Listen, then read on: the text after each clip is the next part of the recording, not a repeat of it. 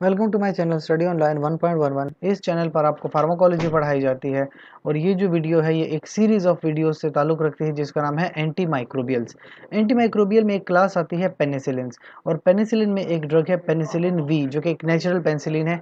इस वीडियो में हम इसके marketed brand, doses form, mechanism, clinical use और साइड इफ़ेक्ट्स पे बात करेंगे। लिहाजा इस वीडियो को एंड तक देखिए ताकि ये सारी इन्फॉर्मेशन आपको मिल सके। Start with the marketed brand. तो पेनिसिलिन वी का आप देख सकते हैं ये एक मार्केटेड ब्रांड है जो कि 250 mg में आता है या फिर पेनिसिलिन वी 500 mg में हमारे पास अवेलेबल है। इसके अलावा इसके ओरल सॉल्यूशंस आते हैं 125 mg या 250 mg या टैबलेट फिर आती हैं 250 और 500 mg में अवेलेबल। मेन चीज़ है इसका मैकेनिज्म। देखें ये बैक्टीरिया को किल करता है। तो अगर आप बैक्टीरियल सेल वॉल देखें जो कि पेप्टिडोग्लाइकन की बनी हुई है।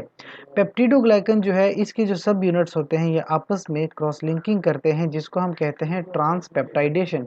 ट्रांसपेप्टाइडेशन के लिए एंजाइम रिक्वायर्ड है ट्रांसपेप्टाइडेज।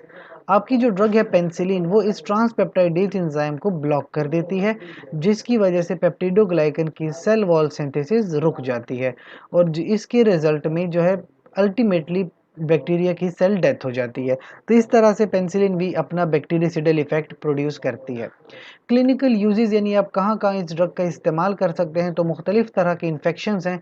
सबसे पहले तो स्ट्रेप्टोकोकल फेरेंजाइटिस यानी ये जो बैक्टीरिया है ये फेरेंजाइटिस करे तो आप इसका इस्तेमाल करते हैं। एक्टिनोमाइकोसिस में इस्तेमाल होती है, ये भी बैक्टीरियल इन्फेक्शन है।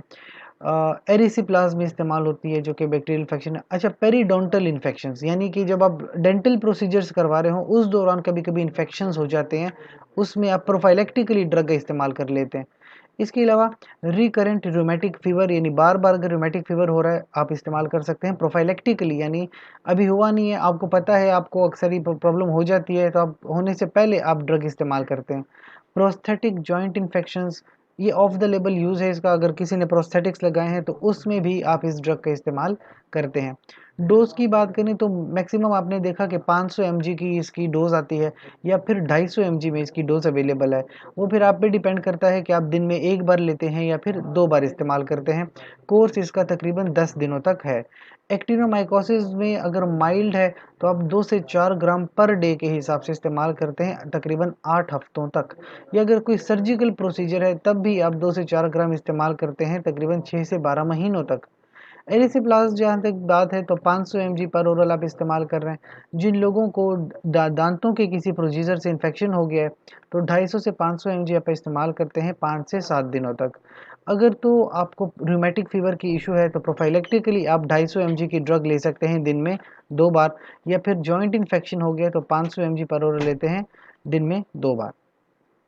इसके अलावा कुछ एडवर्स इफ़ेक्ट जो आप एक्सपेक्ट कर सकते हैं क्योंकि पेनिसिलिन है तो पेनिसिलिन के जो है एलर्जिक रिएक्शंस आते हैं जिसके नतीजे में आपको एनाफाइलैक्सिस, हाइपर सेंसिटिविटी ये इशू हो सकते हैं अगर कोई बंदा एलर्जिक है या फिर कुम्ब स्टेंस का पॉजिटिव आना।